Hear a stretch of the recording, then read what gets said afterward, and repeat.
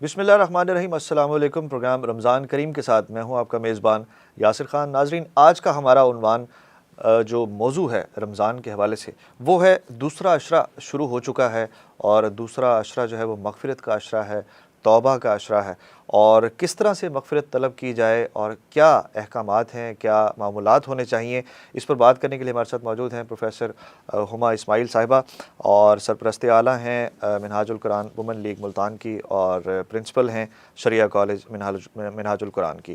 Professor صاحبہ، یہ بتائیے گا کہ دوسرا عشرہ مغفرت اور توبہ کا شروع ہو چکا ہے، تو توبہ مغفرت ہے کیا، اس کا فلسفہ ہے کیا؟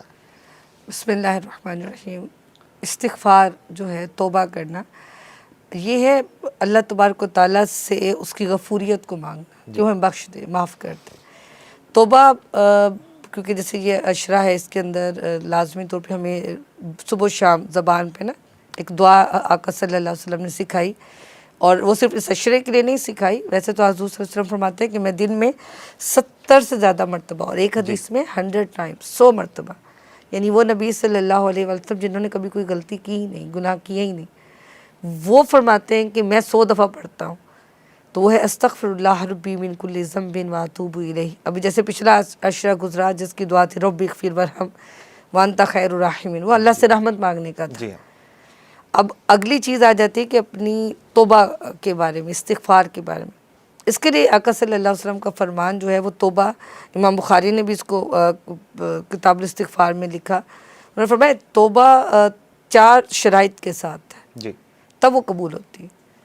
پہلی شرط یہ ہے کہ جو غلطی آپ سے ہوئی ہے، اللہ نہ کرے کبھی جھوٹ بولا ہے، غیبت کی ہے، چوری کی ہے، خدا نخواستہ زنا جیسا کوئی عمل ہو گیا، کوئی بھی غلطی ہوئی، جی، فرسٹ آف آل اگر تو وہ غلطی ہے صرف اللہ کی بارگاہ میں، یعنی وہ گناہ ہے جس کا معاملہ اللہ اور بندے کے درمیان، جی، اس کے لیے فرمایا کہ اس کو 3 شرائط پوری کرنی ہے، اور وہ بندوں کے ساتھ ہے تو پھر 4 ہے۔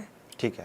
پہلی 3 دونوں میں سیم ہے۔ اچھا۔ وہ پہلی ہے کہ آپ نے غلطی کو غلطی ماننا ہے، you must have to accept your mistake, جی، جس کے لیے اللہ رب العالمین نے بھی سورہ التوبہ میں ورس نمبر 101 پارہ نمبر 11 میں وہاں اللہ رب العالمین نے فرمایا کہ والآخرون، کچھ اور بھی ہیں اے نبی، جو من اقترفوا ذنوبکم، جو اپنی غلطیوں کو مان جاتے ہیں، جی، اور ان کے اچھے اور برے اعمال بے شک بیلنس پہ ہوتے ہیں، اچھے برے اعمال، خلط ملت کا لفظ ہے وہاں پہ باقاعدہ کہ اچھے اور برے اعمال مکسر ہوتے ہیں، لیکن وہ غلطی کرتے ہیں، تو اپنی غلطی پر اعتراف کر لیتے ہیں۔ جی، اب اعتراف کر لینا، اور اعتراف کیسے پوسیبل ہے، یہ سب سے پہلا سوال آتا ہے۔ 3 چیزیں تو بعد میں آئیں گی نا، یہ اعتراف کیسے ہوگا، مجھے ریئلائز کیسے ہوگا، پروسیس ہے وہ شروع کیسے ہوتا ہے، شروع سب سے پہلے کیسے، اعتراف یہاں حاصل۔ اعتراف کیسے کریں گے؟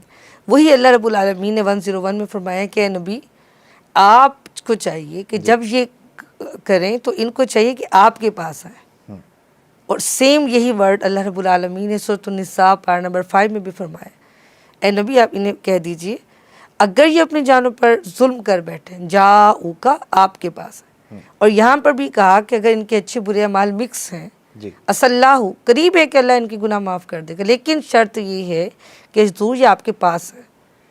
کیونکہ یہ آپ سے زیادہ محبت کرتے ہیں، جی، آپ اپنی ان کو قربت دیں، اپنا تعلق دیں، تو جس کو یہ نصیب ہوگا اس کو اپنی غلطی کا احساس ہوگا، جی ہاں، ادروائز پاسبل نہیں۔ جسے ہم نے انالیسس پہ بات کی تھی کچھ ٹائم پہلے، تو اس میں بھی یہی تھا کہ آپ کو کے سامنے اچھا برا ہوگا تو پتہ چلے گا کہ میں یہاں ہوں یا میں یہاں ہوں۔ بالکل، بالکل اسی طرح جب ہم نبی پاک صلی اللہ علیہ وسلم کی بارگاہ میں حاضری دیتے ہیں، صحیح معنوں میں درود پاک پڑھتے ہیں، آقا علیہ السلام کے ساتھ اپنا رشتہ ان کی سنتوں پہ عمل کر کے مضبوط کر چکے ہوتے ہیں، تب جا کر یہ چیز نصیب ہوتی ہے کہ ہمیں پتہ ہوتا ہے کہ ہم نے یہ غلطی کی ہے۔ جی، ہم دیکھ رہے ہیں ہمارے معاشرے کا بگاڑ ختم نہیں ہو رہا، جی، اس کے پیچھے اگلی شرطیں آتی ہی نہیں ہیں جب تک پہلی شرط پوری نہ ہو جائے۔ بالکل، اعتراف و ذنوبکم، اعتراف ہی نہیں ہے تو پھر اس میں تصحیح کیا کریں گے؟ تصحیح کیسے ہوگی؟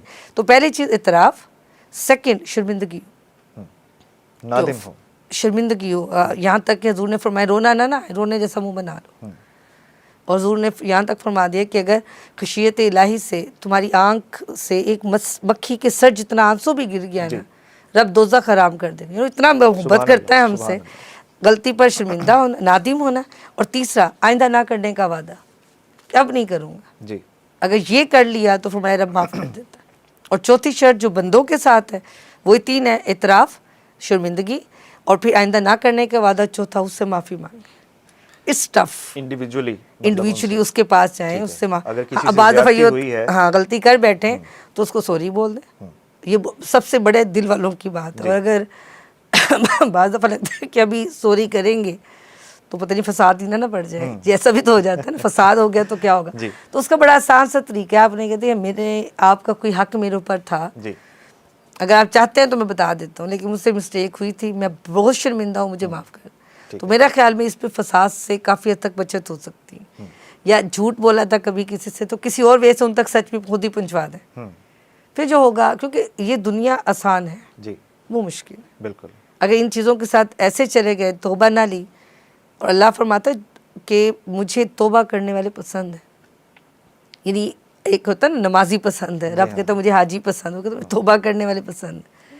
پھر ایک اور حدیث میں آقا صلی اللہ علیہ وآلہ وسلم فرماتے ہیں کہ میری شفاعت میری امت کی گناہ گاروں کے لیے ہوگی. یعنی انڈرسٹوڈ بات ہے کہ غلطی, ہم انسان ہیں نا, ہو ہی نہیں سکتا ہم غلطی نہ کریں, پاسبل ہی نہیں. ہاں اگر ہم یہ مانیں کہ فلاں ہستی جو ہے غلطی نہیں کر سکتی, فلاں ہستی نہیں, ہاں نبی نہیں کر سکتے, باقی سب سے پاسبل ہے.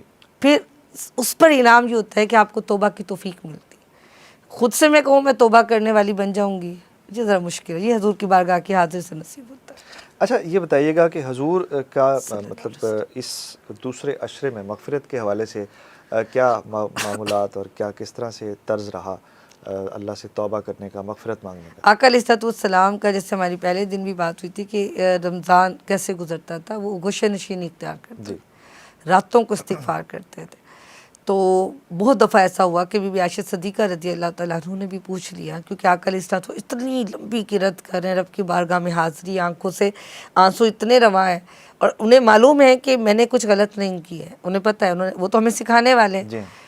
تو وہ اپنی امت کے لیے دعائیں مانگتے تھے, ربی حبلی امتی, ربی حبلی امتی, اور داڑھی مبارک آقا علیہ السلام کی تر ہو جایا کرتی تھی. تو ایک دن آقا علیہ السلام کے پیروں پر اتنا ورم تھا, کھڑے رہ کر تلاوت قرآن پاک کر کے, کہ بی بی عائشہ صدیقہ, حالانکہ کوئی بھی وائف بھی یہ نہیں کرتی, کوئی امتی بھی نبی کے لیے یہ کرنا مشکل سمجھتا ہے. آج کوئی اسکالر بھی ہے تو ہم اس کو یہ نہیں کہتے کہ جی آپ اتنی عبادت کیوں کر رہے ہیں, تو وہ تو نبی ہیں, سید الانبیاء. تو ان سے بھی بی بی عائشہ صدیقہ نے پوچھ لیا کہ یا رسول اللہ اتنا ورم آ گیا پیروں پر, اتنی کیوں کرتے ہیں, آپ کی وجہ سے تو آپ کے اگلے پچھلوں کے گناہ معاف ہو گئے ہیں, تو آقا آپ کیوں اتنی کرتے ہیں؟ تو حضور نے فرمایا میرا یہ توبہ استغفار کرنا اس لیے کیا میں اللہ کا شکر گزار بندہ نہ بنوں. ان آقا علیہ السلام کا معمول مبارک یہ تھا کہ اللہ نے بھی پھر اس بات کا ذکر سورہ مزمل میں کیا, پارہ نمبر 29 میں, کہ جی قم اللیل الا قلیلا, کھڑے ہوا کریں لیکن تھوڑا ہوا کریں, حضور پیروں پر ورم نہ آنے دیں. اللہ ہمیں بھی ایسی عبادت کی توفیق. آمین آمین ثم آمین. بہت خوبصورت بات جی, دوسرا عشرہ مغفرت کا اور توبہ کے حوالے سے آج گفتگو ہوئی. کل آپ کی خدمت میں ایک نئے عنوان کے ساتھ حاضر ہوں گے, تب تک کے لیے اجازت دیجیے. اللہ حافظ.